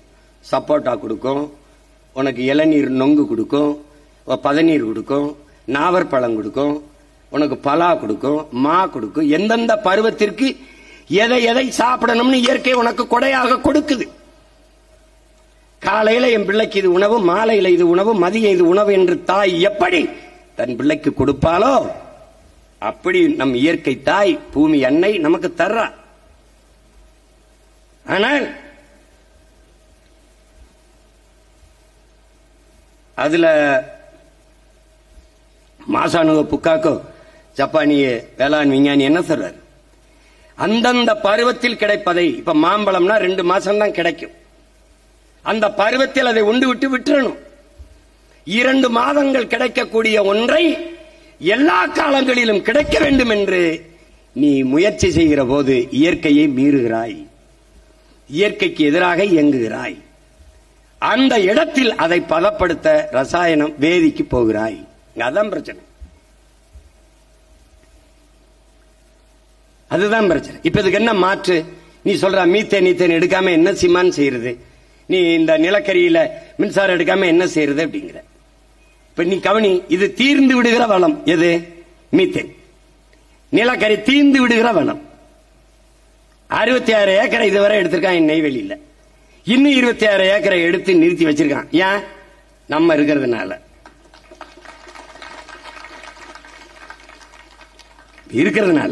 பூமி தாயை அப்படியே ஈரக்கொலை, இதயம், நுரையீரல் எல்லாத்தையும் அறுத்து அறுத்து போய்கிட்டே இருக்கான். அவன் மன்னார்குடி வர போறதா அவன் திட்டம். ஆனா நீ நெய்வேலியை தாண்டக்கூடாதுங்கிறது நம்மளுடைய திட்டம். இப்ப நீ வந்தா என்ன சிவாசிமான் இழுத்து போட்டு வெளியேறு, வெளியேறா. போரின் பேரழிவிற்கு பிறகு கூட மக்களை மீள்குடியேற்றம் செஞ்சிட முடியும். ஆனால் நிலக்கரியும் மீத்தேனும் ஈத்தேனும் எடுத்த இடத்தில், அணுலை வடித்த இடத்தில் என் மக்களை மறுகுடியும் அமர்த்த முடியாது. அப்ப நான் தாய் நிலத்தை இழக்கிறேன். அப்ப என்ன செய்யணும்? நீ வெளியேறு. இப்ப மரபுசார் மின்சாரம் இருக்கு. என்ன இருக்கு? இயற்கையில தயாரிக்க முடியும். என்ன? 66 ஏக்கர்லையும் போடா சூரிய மின் தகடை. 66 ஏக்கர்லையும் போடுற. இடையில தூக்குறா காற்றாலை மின்சாரத்தை. காற்றாடிய போடுற. எவ்வளவு மின்சாரம் தயாரிக்கலாம் நீ எண்ணி பார்த்துக்கட. ஏன் அதை செய்ய முடியாது? ஏன் செய்ய முடியாது? மக்கிய இலைதலை கழிவு, ஆடு மாட்டு கழிவு, மனித கழிவில் இருந்து எவ்வளவு வேணாலும் மீத்தேன், ஈத்தேன், பயாகாசு எரிகாற்றை எடுத்துக்கொள்ள முடியும் என்கிற போது, இயற்கையாக எரிகாற்றை எடுத்துக்கொள்ள முடியும் என்கிற போது, எதற்காக என் பூமி தாயின் ஈரக்கொலையா இருக்கிற 1000 1500 அடிக்கு கீழே போய் அவன் நுரையீரல், இதயத்தை, சிறுநீரகத்தை ஏன் இருக்கிறாய்? ஏன் திருப்பி எடுத்து வெளியில போட்டினா அந்த இடத்தை எப்படி வளப்படுத்த முடியும்? மறுபடி வருமா? அந்த மீத்தேன் நிலக்கரி எப்படி வந்தது? பல ஆயிரம் ஆண்டுகளுக்கு முன்னாடி பூமிக்குள் புதைந்து சிதைந்து அழிந்து காற்று அழுத்தம் வெப்பத்தாலும் மக்கி அப்படியே கரியாகி போன மரங்கள் இவைதான். செடி கொடிகள் கரியாகுது. அப்படின்னா பல ஆயிரம் ஆண்டுக்கு முன்னாடி என்ன பண்ணிருக்கான்? அந்த நிலத்தில் என் இனத்தான், என் முன்னவன் வாழ்ந்திருக்கான். அதுக்கு சான்று கீழடியில தோண்டும் போது நீ அறியிற. அப்ப அது என்ன ஆயிருது? மக்கி மண்ணோடு மண்ணா போய் அழுத்தத்தாலும் வெப்பத்தாலும் கரியாயிருது. அந்த கரிக்கு இடையில கொஞ்சம் காற்று படியுது. அந்த காற்று எரிகாற்று, மீத்தேன், ஈத்தேன். அதை எடுக்கணும். உறிஞ்சி அந்த காற்றை வெளியில எடுக்கிறதுக்கு குழாயை போட்டு முதல்ல அங்க இருக்கிற சுத்தி இருக்கிற தண்ணியை புறா எடுத்து வெளியில ஊத்தணும். ஊத்திட்டு இந்த காற்றை உறிஞ்சணும். தண்ணியை புறா எடுத்து வெளியில ஊத்த 1000 அடிக்கு கீழே போய் உறிஞ்சிக்கிட்டே வந்தா அது கடல் மட்டத்திற்கு போயிருது அந்த குழாய். அப்ப இந்த தண்ணீரை எடுத்து எடுத்து ஊத்த கடல் நீர் உள்ள வந்து கடல் நீரை உறிஞ்சி நிலத்துல ஊத்துவேன். கடல் நீரை உறிஞ்சி நிலத்துல ஊத்துனா நிலம் விளைநிலம் அல்லாம உப்பளமா மாறும். இந்த பேராபத்தை உணர்ந்ததாலதான் அதை எடுக்காத நிறுத்துன்றோம். அப்ப என்ன செய்யறது? வா, என்னுடைய ஆடு மாட்டு கழிவு, மக்கிய இலைதலை கழிவு, மனித கழிவுல இருந்து நீ எவ்வளவு வேணாலும் மீத்தேனை ஈத்தனை எடுத்துக்க முடியும், பயோகேஸ் எடுத்துக்க முடியும். இங்க வந்து அந்த முறைக்கு வா. விளங்குதா? இதைத்தான் நம்ம செய்ய சொல்றோம். இது இயற்கையை, பூமியை தன் தாய் போல நேசிக்கிற பிள்ளைகளின் கனவு. இது வேலை திட்டம், இது செயல் திட்டம். இது இந்த மண்ணை ஒரு மண் என்றும் அதை வித்தால் நிறைய காசு சம்பாதிக்கலாம் நினைக்கிறவனுக்கு இது தோணாது. இப்ப நமக்கு இது எப்படி பார்க்கிறோம்? மரம், மரம், மழை, மழை, மரம் என் மூச்சு காற்று, என் உயிர், என் உயிர். மரம் பறவை குருவிகள் வீடு, பறவைகளுக்கான உணவு, மரம், மரம் நிழல், நிழல். இப்படி இருக்கு. இவர்கள் இன்றைய ஆட்சியாளர் மரம், மரம், காசு, காசு, பணம், பணம், துட்டு, வெட்டு. நம்ம பார்வையில இப்படி, அவன் பார்வையில அப்படி. இப்ப நான் என்னுடைய பேச்சுல எதிரா வளர்ச்சிங்கிற காணொலி இருக்கு, போட்டு காட்ட சொல்லியிருக்கலாம். அது தவறு விட்டு இருந்தாலும் வலைவெளியில் இருக்கு. எது வளர்ச்சிங்கிற? நான் வயிறு நிறைய பசியோடு இருக்கும்போது நீ விண்வெளிக்கு விண்கலம் ஏவறத வளர்ச்சிங்கிற. 5000 ஏக்கர்ல ஏர்போர்ட் கட்டி ஏர்போர்ட்டி உழுகிறத விட்டுட்டு ஏர்போர்ட் கட்டி பறக்கிறத வளர்ச்சிங்கிற. உனக்கு வளர்ச்சினா என்னன்னு தெரியுமா? வயிற்றுல நான் பசியோடு இருக்க, அதை பத்தி கவலைப்படாம அப்படின்னு நான் பேசிட்டு இருக்கிறேன். அப்போ ஒரு காணொலி, ஒரு தங்கை, ஒரு 8 வயசு இருக்கும். அவ ஒரு திருமண நிகழ்வு, ஏதோ ஒரு நிகழ்வு. அந்த நிகழ்வுல சாப்பிட்டுட்டு ஒரு பெரிய வட்டையில எச்சி தட்டை போடுறாங்க. அந்த தட்டுல இருக்கிற மிச்ச மீதி இந்த உணவை எடுத்து எடுத்து தின்னுகிட்டு இருக்கு, முட்டிக்கால் போட்டு.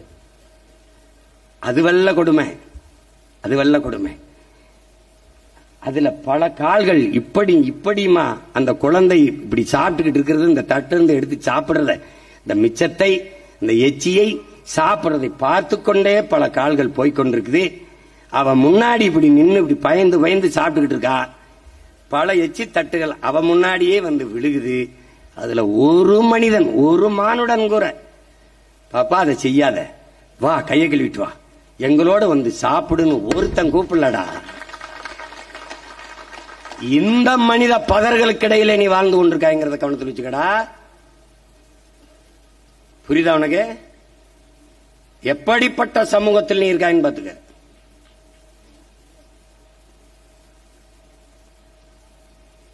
ரொம்ப அதான் ஐயா கவிப்பேரரசு வைரம் சொன்ன மாதிரி, மனிதனின் முதல் நண்பன் மரம், மரத்தின் முதல் எதிரி மனிதன். சீமான் வந்தா என்ன செய்வான்? நீ வெட்டிடுவாப்ப மரத்தை. மனிதனை வெட்டி கொலை செய்வது மாதிரி 6 மாசம் உள்ளதுக்கு போட்டுருவேன். நான் சட்டம் போடுவேன் என் வரைவுல 16 சொன்ன போது சிரிச்சா, அதே சட்டத்தை சீனா கொண்டு வந்து பல்ல இழிச்சா. நான் மரத்தை கட்டி பிடிக்கும் போது சிரிச்சா, எல்லா வெளிநாட்டுக்காரனும் கட்டி பிடிச்ச போது ஏன் ரசிச்சா. டேய் டேய் ஏதாவது சொல்லிட போறேன். உனக்கு எது சொன்னாலும் வெள்ளக்காரன் சொல்லணும், வேற ஒருத்தன் சொல்லணும். அதுக்காக நான் தீக்குளிச்சாடா வெந்து வர முடியும்? இந்த நோய் இருக்குன்னு எங்க அப்பா வந்து நம்மாழ்வார், மகனே இது ரொம்ப பெரிய நோயா இருக்கு, அந்த ஆரவையில் வந்து பெர்னாட்டி கிளார்க் சொன்னார், அவர் சொன்னார், மாசானுகோ புக்காக்கோ சொன்னார், மக்காக்கோ சொன்னார். ஓ அப்படி இருக்குமோ அப்படின்னு இல்ல. இப்போ அரியனஸ்ங்கிற ஒரு வேதியியல் அறிஞர் இதை சொன்னார். அரியனஸ் ஒரு வேதியியல் அறிஞர், நோபல் பரிசு பெற்றிருக்காப்ல. அப்ப தெரியாதா இருக்கணும். சீமா, அவன் சீமான், நம்ம சீமான் தானே. நான் இதை மதுரையில் இருக்க ஆயர்கிட்ட போய் சொன்னேன், நான் இவ்வளவு பேசுறேன், சனம் மக்கள் என்னை கவனிக்க மாட்டாங்களேன்னு. அப்படிதான் இருக்கும்.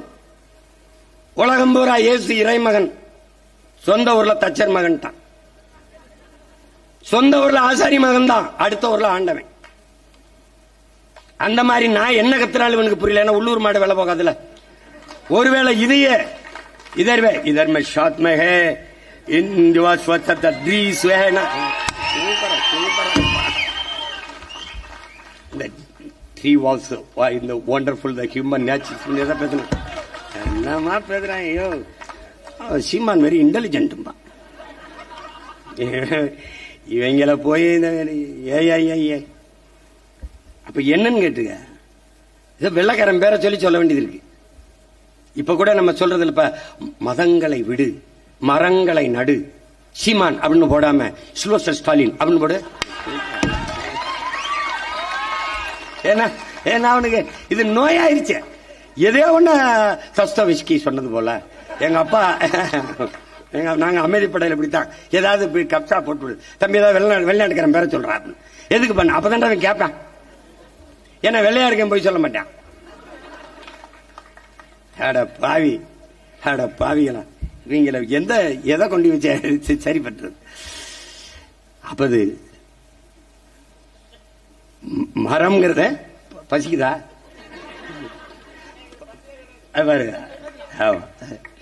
மரம் இருந்தாதான் மழை இருக்கும், மழை இருந்தாதான் அருவி இருக்கும், அருவி இருந்தாதான் ஆறு இருக்கும், ஆறு இருந்தாதான் நீர் இருக்கும், நீர் இருந்தாதான் சோறு இருக்கும், சோறு இருந்தாதான் வயிறு இருக்கும், உயிர் இருக்கும். அதனால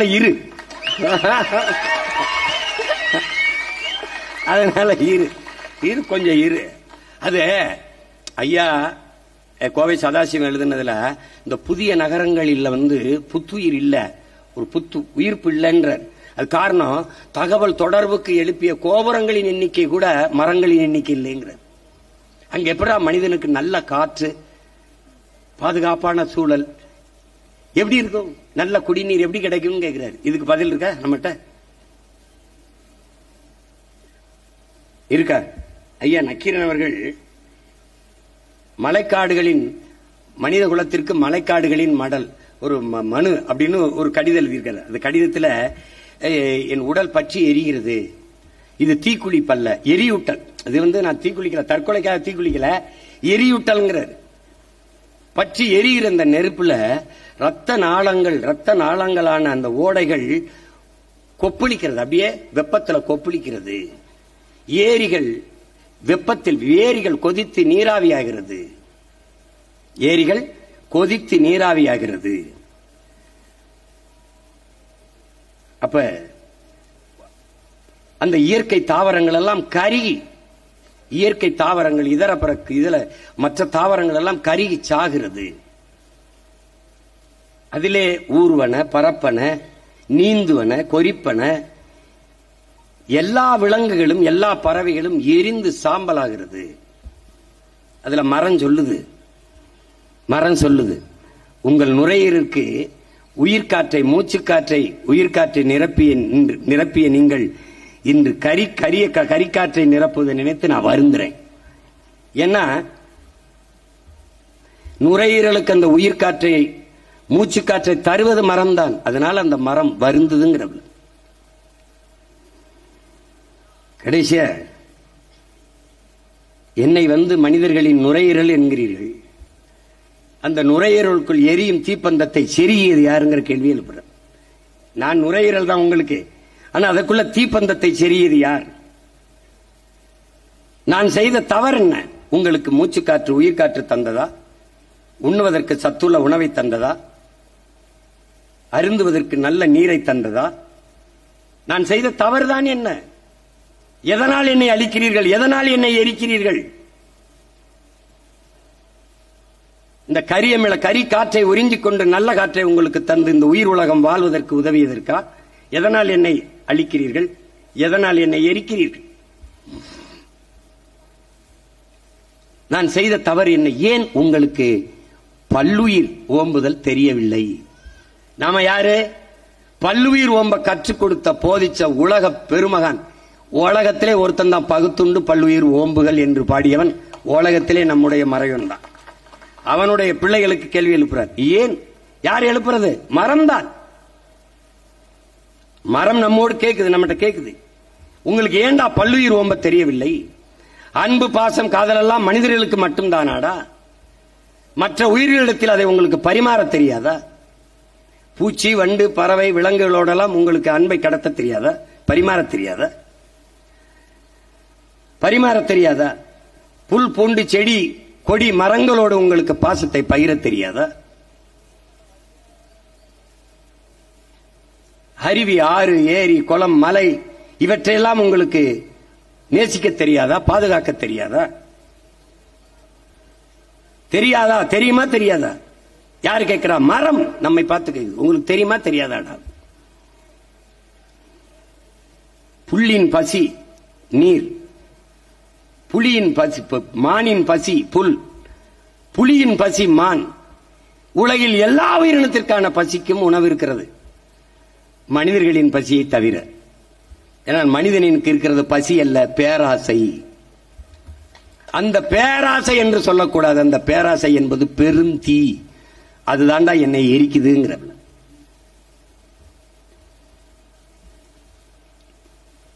நீரின்றி அமையாது உலகு என்பதை நாம் ஏற்கிறோம். ஆனால் காடின்றி அமையாது நீர் என்பதையும் நாம் ஏற்கணும். அப்பா சொல்றாங்கல்ல, இப்ப நீங்க நல்லா கவனிச்சீங்கன்னா, உயர்ந்து இருக்கிற மலை முகடுகளில் 200-300 அடிக்கு மேலே அடர்ந்து படர்ந்து வளர்ந்து இருக்கிற மரங்கள் தான் மேகத்தை அறுவடை செய்து பூமிக்கு மழையாக கொண்டு வருகிற ஆற்றலை பெற்றது. அதனாலதான் என்ன சொல்றான், ஒரு நாட்டின் எதிர்காலம் என்பது, நல்லா கவனிச்சுக்கணும், ஒரு நாட்டின் எதிர்காலம் என்பது அந்த நாட்டின் வகுப்பறையில் தீர்மானிக்கப்படுது. ஒரு நாட்டின் நலன் என்பது அந்த நாட்டின் ஒவ்வொரு வீட்டின் சமையலறையில் தீர்மானிக்கப்படுது. ஏன்னா நோயற்ற வாழ்வே குறையற்ற செல்வம். ஒரு நாட்டின் நலன் அதான் செல்வம். அப்ப நலன் என்பது அந்த நாட்டின் ஒவ்வொரு வீட்டின் சமையலறையில் தீர்மானிக்கப்படுது. ஒரு நாட்டின் வளம் என்பது அந்த நாடு பெற்றிருக்கிற நிலத்தின் வளத்தை பொறுத்து அமைகிறது. ஒரு நாட்டின் நிலத்தின் வளம் என்பது அந்த நாடு பெறுகிற நீரின் வளத்தை பொறுத்து அமைகிறது. ஒரு நாட்டின் நீரின் வளம் என்பது அந்த நாடு பெறுகிற மழையின் வளத்தை பொறுத்து அமைகிறது. அந்த நாட்டின் மழையின் வளம் என்பது அந்த நாடு பெற்றிருக்கிற மலைகளின் வளத்தை பொறுத்து அமைகிறது. இப்ப நான் ராமநாதத்துக்காரன், எனக்கு கடல் இருக்கு. மதுரையில கம்பம் குமிழி தேனியில கடல் இல்லை, ஆனால் மழைப்பொழிவு இருக்கு. காரணம் என்ன? கடல் இருந்தும் நான் மழைப்பொழிவை பெற முடியவில்லை. காரணம் மழை இல்லை, அதனால் மழை இல்லை. அங்கே நீராவி ஆறுகிற மேகம் மேற்கு தொடர்ச்சி மலையாக இருக்கிற இங்க மதுரை தேனி கம்பம் குமிழியில தடுத்து நிறுத்தி பூமிக்கு மழையா வருது. அங்கே மழைப்பொழிவை பெற முடியுது. அவன் வளமாக இருக்கிறான், நான் வறண்டு இருக்கேன். இது விளங்குது.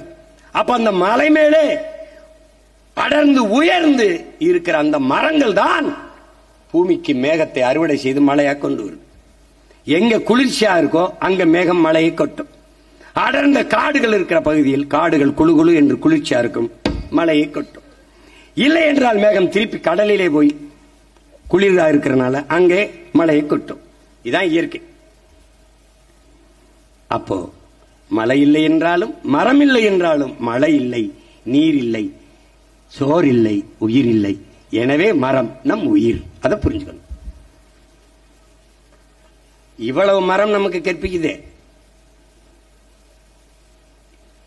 இவ்வளவு கற்பிக்குது. இங்க எழுதிய எல்லா பேரறிஞர்களும் மரத்தின் பயன்பாட்டை சொல்லிட்டான்.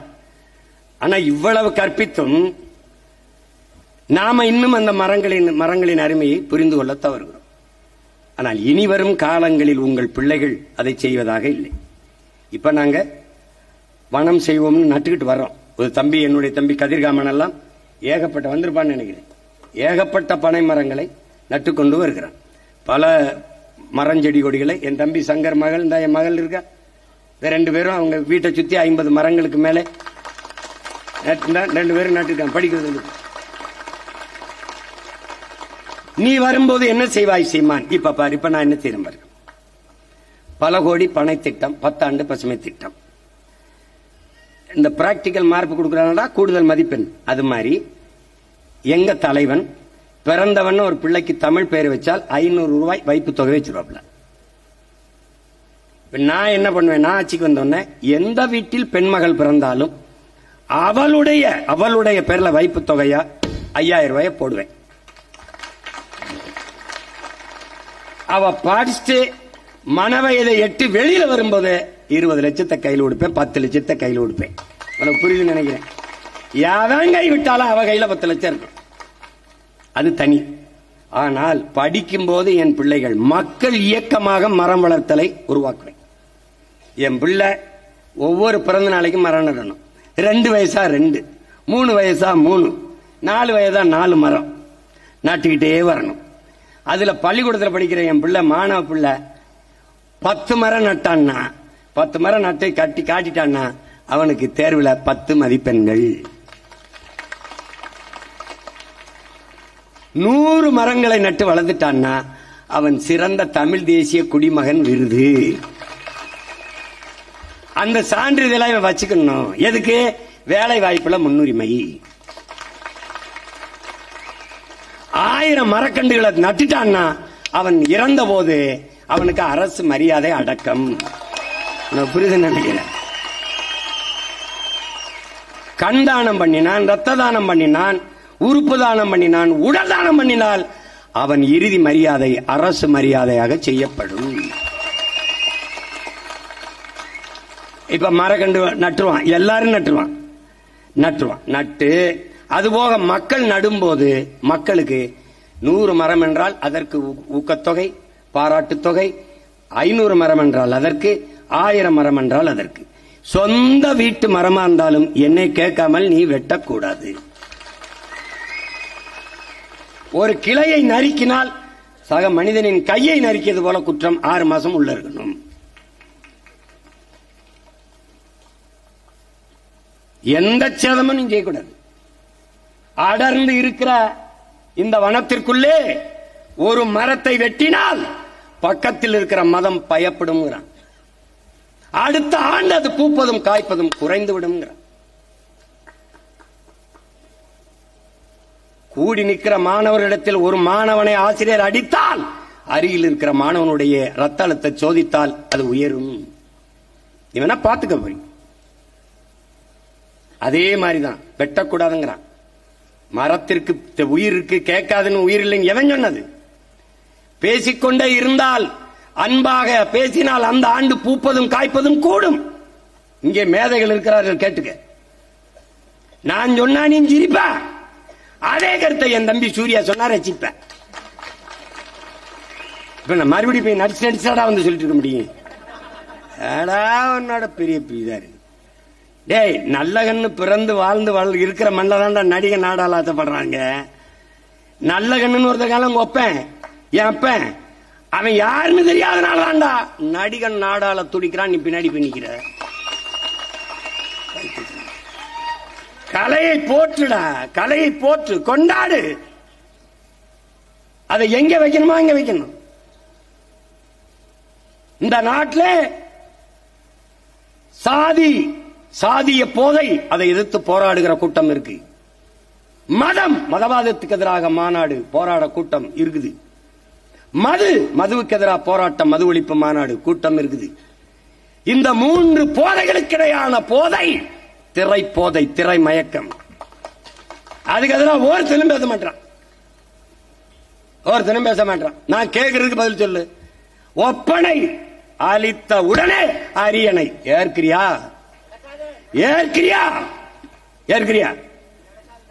நடித்தால் நோட்டை தருவோம் வாழ்வதற்கு, நடிப்பதை நிறுத்தினால் நாட்டை தருவோம் ஆள்வதற்கு. இதை ஏற்கிறியாடா? அறிவார்ந்த தமிழ் சமூகத்தின் பிள்ளையானி, ஆன்றோரும் சான்றோரும் பிறந்த மண்ணிலே உலகத்தில் எந்த இனத்திலும் பிறக்காத பேரறிஞர்கள் வள்ளுவன், கம்பன், இளங்கோ, எவ்வளவு பெரிய தத்துவ ஞானி, புத்தனும் சித்தனும் பிறந்த பூமியிலே உலகத்திற்கு அறிவை கடன் கொடுத்த இனத்திலே எதுவுமே இல்லை. யார் அரசியல் பிழைத்தோருக்கு அறங்குற்றாகும். என்னைக்கா பாண்ணா? முறை செய்து காப்பாற்றும் மன்னவன் மக்களுக்கு இறை என்று வைக்கப்படும். எங்க இருக்கு? அஞ்சாமை, அறிவு, ஊக்கம் இந்நான்கும் எஞ்சாமை ஈகை ஈகை இந்நான்கும் எஞ்சாமை வேந்தற்கு அழகு.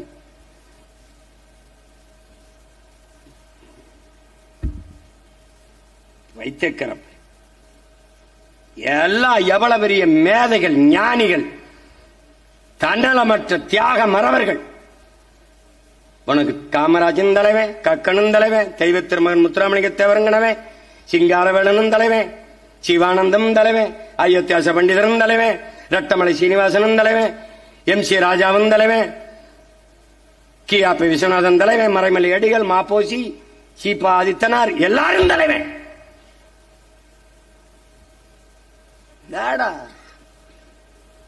தலைவன்னா என்னன்னு ஒன்று இருக்குடா. தலைவன் தெரிஞ்சுக்கடா. தலைவன்னா தண்ணீரில் கரைத்தாலும் தண்ணீரில் தன்னையே கரைத்து சுவையை கூட்டும் உப்பாக இருக்கணும்டா தலைவன். தன்னையே எரித்துக் கொண்டு உலகத்திற்கு வெளிச்சத்தை தருகிற மெழுகுவர்த்தியா இருக்கணும்டா தலைவன். அப்படி இருந்த தலைவன் என் இனத்திலே என்னுயிர் தலைவன் மேதகவே பிரபாகரன் அவர்கள் தான். அவன் ஒருவன் தான் இந்த இனத்தில் ஒரு கோட்பாட்டை முன் வச்சான். நான் வீழ்ந்தாலும் சரி என் இனம் எழுந்தால் போதும், நான் செத்தாலும் சரி என் இனம் வாழ்ந்தால் போதும்.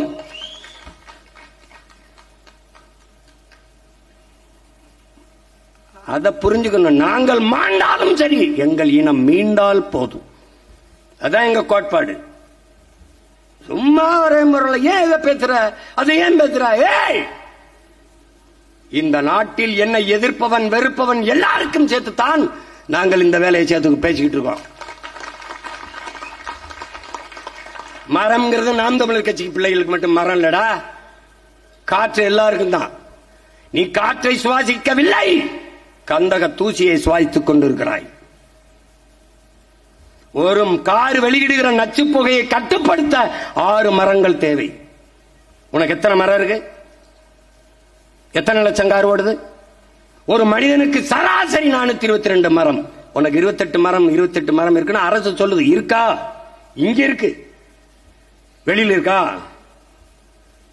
கனடாங்கிற ஒரு நாடு அந்த 8953 மரம், கிட்டத்தட்ட 9000 மரம் ஒரு மனிதனுக்கு. அந்த பிரதமர் சொல்கிறார் 100 கோடி மரம் நடுவதற்கு உத்தரவிட்டிருக்கேன். அவன் யாரு? பிரதமர். இவங்க யாரு? புரோக்கர்ஸ். அவன் தலைவன், இவர்கள் தரகர்கள். போடா எழுதி வச்சிருப்பான் கார்பரேஷன். மரம் வளர்ப்போம், மழை பெறுவோம், பிளாஸ்டிக் இல்லாத நகரத்தை உருவாக்கும். வெறியா வருமா வராதா? டேய், உங்களை எல்லாம் ஒழிக்காம எப்படா பிளாஸ்டிக் ஒழிக்க முடியும்? எப்படி ஒழிக்க முடியும்? எப்படி ஒழிக்க முடியும்? அப்ப எப்படி இந்த மரம் நட சொல்றிய சீமான்? அதுக்கெல்லாம் தண்ணிக்கு என்ன பண்ண பண்றேன் பாரா, இங்க பண்ண ஒரு கழிவு நீரோட கூவாத்துல கலக்காது. சென்னையில எந்த நான் பெருநகரங்களையும் கலக்க விட மாட்டேன். குழாயில் எடுத்துட்டு போவேன். எப்படி எடுக்கிறேன்னு போட்டே இப்ப போட்டு காட்டினல, இதே மாதிரி போட்டு காட்டுவேன். இந்த வாரம் கொண்டு வரேன் தண்ணி என்ன கொண்டு பண்ணுவேன். 50 ஏக்கர் 100 ஏக்கர்ல இந்த கழிவு நீரை சுத்திகரிக்கிற இதை வைப்பேன். வச்சு சுத்திகரிப்பேன். சுத்திகரிச்சு இந்த தண்ணீரை தனியா எடுப்பேன். மரம் நடுதல், சாலை போடுதல், கட்டடம் கட்டுதலுக்கு அந்த தண்ணீரை பயன்படுத்துவேன். கீழே படிமல மண், அது மிகுந்த வளம் மிகுந்த உரம். இந்த கழிவெல்லாம் மக்கி அப்படி பழக்கழிவு, இலைக்கழிவு, மனித கழிவு, ஆடு கழிவு எல்லாம் அங்க இருக்கும். அந்த மண்ணை அள்ளி நானே வேளாண் பண்ணை வச்சிருப்பேன். உரமா எடுத்துட்டு போயிருவேன். இந்த மரக்கண்ணு நட, செடி நட எல்லாத்துக்கும் உரமா கொடுத்துருவேன். என்னென்ன வேலை காட்டுறேன்னு மட்டும் பாடுறான். வெயிட் அண்ட் சீ. சொல்லும் போது உனக்கு ரொம்ப அதான் இருக்கும், காமெடியா இருக்கும். ஆமா, நான் கூட இனிமே நானா சொல்றத மரங்களை நடு, அது அப்படி சொல்றது யாராவது வேற ஆள் பேரை போடணும். மரம் மண்ணின் வரம், வளர்ப்பதே மனிதரம், தஸ்தோவெஸ்கி சொன்னது போல சொல்றோம். யுவான் சுவாங் அவர் சீன பயணியில் அவர் வரும்போது சொல்லிட்டு போனாப்புலப்பா. அதுதான் இங்க இருக்கிறது. இவனுக்கு ஒரு நோய். இன்னும் பெரியார் தான் படிக்க வச்சாரு நம்பிட்டு இருக்கான்ல, அது மாதிரிதான் இது. அவங்களும் ஏதாவது சொல்லி நம்ப வச்சிடலான்னு தான் பாக்குறான். ஒருத்தர்லாம் பெரியார் மயிரை ஒருவனும் முழுக முடியாது, வேற எவனும் முழுக முடியாது. ஏன்? அவனே உட்காந்து பிடிங்கிடுவான். அவன் என்னதான் மனதில் வச்சு பேசுறாப்ல, எவனும் முடுங்க முடியாது. ஏன் அதை நாங்களே உட்காந்து பிடிங்கிடுவோம். போடாடே போட, மயிரை புடுங்குற வேலை தானடா உனக்கு தெரியும். வேற என்னடா தெரியும்? வேற என்ன தெரியும்? மரம் நடுவிய டேய், எத்தனை தலைவன்டா அவன் பிறந்த நாளைக்கு இலவசமா எல்லாருக்கும் திருமணம் பண்ணி வச்சிடா. 69 வயசு, 69 மரம் அதை நட்டியாடா? நட்டியா? 1 கோடி தொண்டன் புடுங்கினா நட. வருஷத்துக்கு உன் தலைவன் பிறந்த நாள ஒவ்வொரு தொண்டனும் ஒரு மரம் நட்டால் 1 கோடி மரம்டா. பிக்காளி பேட, பிக்காளி பேட. என் அப்பன் சொல்றாங்கடா, 6 கோடி மக்கள் நட்டா 6 கோடி மரம்டா, 2 நட்டா 12 கோடி மரம்டா. பைத்தியக்காரங்களா, பைத்தியக்காரங்களா. பசுங்காடாக என் தாய் தமிழ்நாட்டை மாத்திர முடியும். மாத்துவண்டா இந்த மகன். இவ்வளவு சொல்லி தருது மரம் பயிச்சிருச்சு பிள்ளைகளுக்கு. இருங்க இருங்க இருங்க, இவ்வளவு சொல்லி தருது மரம். கடைசியா சொல்லணும்ல மரம் என்று பேசுறா. சொல்றாங்குது. இரு சொல்றேன், கோச்சுக்கத இரு சொல்றேங்கிறல்ல. இதுக்கு நான் பொறுப்பு இல்ல. இதுக்கு I am not a response. ஆமா, அப்ப என்ன சொல்லுது அது? இது இது சொல்லுங்க, சொல்லிடுறேன். நான் இவ்வளவு சொல்றேன், இவ்வளவு அறிவோடு பேசுறேன், உங்களுக்கு எல்லாம் தர்றேன். உங்களுக்கு கனி தர்றேன், காற்று தர்றேன், நீர் தர்றேன், மழை தர்றேன், நிழல் தர்றேன், வீடு கட்ட பலகை தர்றேன், கட்டை எல்லாம் தாரேன். ஆனா நீங்க எவனையாவது திட்டணும், உங்களுக்குள்ள அறிவில்லைன்னா அவனை திட்டதுக்கு ஏன்டா என்னைய சொல்லி சொல்லி திட்டுவீங்க? என்னை அவனுக்கு மூளை வேலை செய்யலைன்னா அவனை எப்படியா வேற பேர் என்னை மரமண்ட மரமண்ட மரமண்ட ஏண்டா ஏண்டா என்னைய கவலைப்படுத்துறீங்க? அதுக்கு நன்றி கடனாடா? இவ்வளவு செய்யற எனக்கு நன்றி கடனா? மரமண்ட மரமண்டன் திட்டதுக்காடா உங்களை அப்படி வளர்த்துருக்கேன்? டேய், உங்களுக்கு இருக்கிறது மரமண்ட இல்லடா, மயிறு மண்ட. நன்றி, வணக்கம்.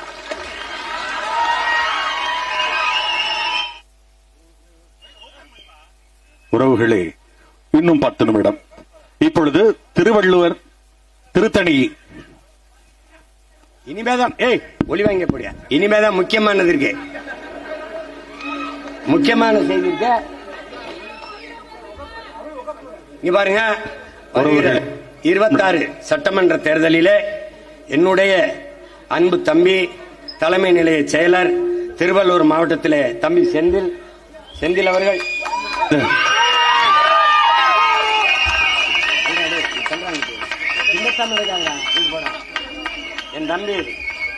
என் தம்பி செந்தில் அவர்கள் விவசாயி சின்னத்திலே